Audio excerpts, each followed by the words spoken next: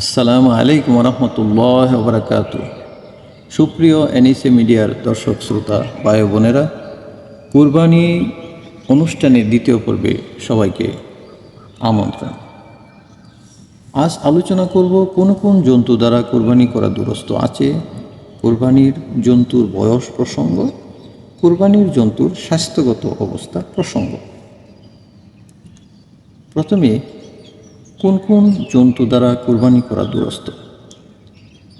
বকরি, পাঠা, খাসি, ভেড়া, ভেড়ি, দুম্বা, গাবি, ষাঁড়, বলদ, মহিষ, উট, এই কয় প্রকার গৃহপালিত জন্তু দ্বারা কুরবানি করা দুরস্ত। কুরবানি জন্তুর বয়স প্রসঙ্গ। বকরি, খাসি, ভেড়া, ভেড়ি, দুম্বা কমপক্ষে পূর্ণ 1 বৎসর বয়সের হতে হবে। তবে ভেড়া, ভেড়ি ও দুম্বার বয়স যদি কিছু কম হয় কিন্তু এরূপ মোটা তাজা হয় যে 1 বৎসর বয়সীদের মধ্যে ছেড়ে দিলেও তাদের চেয়ে ছোট মনে হয় না, তাহলে তার দ্বারা কুরবানি দুরস্ত আছে। তবে অন্তত 6 মাস বয়স হতে হবে। বকরির ক্ষেত্রে এরূপ ব্যতিক্রম নেই। বকরি কোনো অবস্থাতেই 1 বৎসরের কম বয়সের হতে পারবে না। গরু ও মহিষের বয়স কমপক্ষে 2 বৎসর হতে হবে। উট এর বয়স কমপক্ষে 5 বৎসর হতে হবে। কুরবানি জন্তুর স্বাস্থ্যগত অবস্থা প্রসঙ্গ। কুরবানির পশু ভালো এবং হৃষ্টপুষ্ট হওয়া উত্তম। যে প্রাণী ল্যাংড়া অর্থাৎ যা 3 পায়ে চলতে পারে, 1 পা মাটিতে রাখতে পারে না বা রাখতে পারলেও তার উপর ভর করতে পারে না, এরূপ পশু দ্বারা কুরবানি জায়েজ নয়। যে পশুর একটিও দাঁত নেই তা দ্বারা কুরবানি করা দুরস্ত নয়। তবে দাঁত না থাকা সত্ত্বেও ঘাস খেতে সক্ষম হলে তা দ্বারা কুরবানি করা দুরস্ত আছে। যে পশুর কান জন্ম থেকেই নেই তা দ্বারা কুরবানি দুরস্ত নয়। তবে কান ছোট হলে অসুবিধা নেই। যে পশুর শিং মূল থেকে ভেঙে যায় তা দ্বারা কুরবানি করা দুরস্ত নয়। তবে শিং ওঠেনি বা কিছু পরিমাণ ভেঙে গিয়েছে, এরূপ পশু দ্বারা কুরবানি করা দুরস্ত আছে।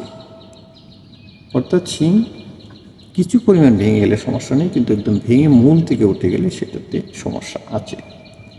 যে পশুর উভয় চোখ অন্ধ বা যার একটি চোখ পূর্ণ অন্ধ বা একটি চোখের দৃষ্টিশক্তি 1/3 বেশি নষ্ট, তা দ্বারা কুরবানি করা দুরস্ত নয়। যে পশুর একটি কান বা লেজের 1/3 চেয়ে বেশি কেটে গিয়েছে তা দ্বারা কুরবানি করা দুরস্ত নয়। অতিশয়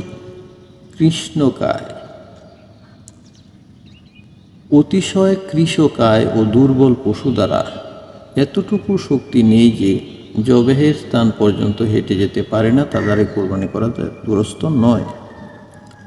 ভালো পশু ক্রয় করার পর এমন দোষ ত্রুটি দেখা দিয়েছে যার কারণে কুরবানি দুরস্ত হয় না, এরূপ হলে ওই জন্তুটি রেখে আরেকটি ক্রয় করে কুরবানি করতে হবে। তবে ক্রেতা গরিব হলে সেটাই কুরবানি দিতে পারবে।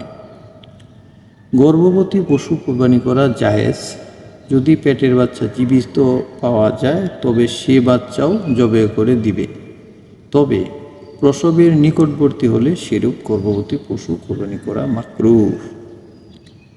বন্ধ্যা পশু কুরবানি করা জায়েজ। সুপ্রিয় দর্শক, তাহলে আমরা জানতে পারলাম কুরবানি পশুর স্বাস্থ্যগত অবস্থা সম্পর্কে। আমরা সকলেই ইনশাআল্লাহ চেষ্টা করব কুরবানি পশুর এই বিষয়গুলোর উপর লক্ষ্য রেখে কুরবানি করতে। আল্লাহ তাআলা সকল মুসলিম উম্মাকে, সকল উম্মতি মুহাম্মাদিকে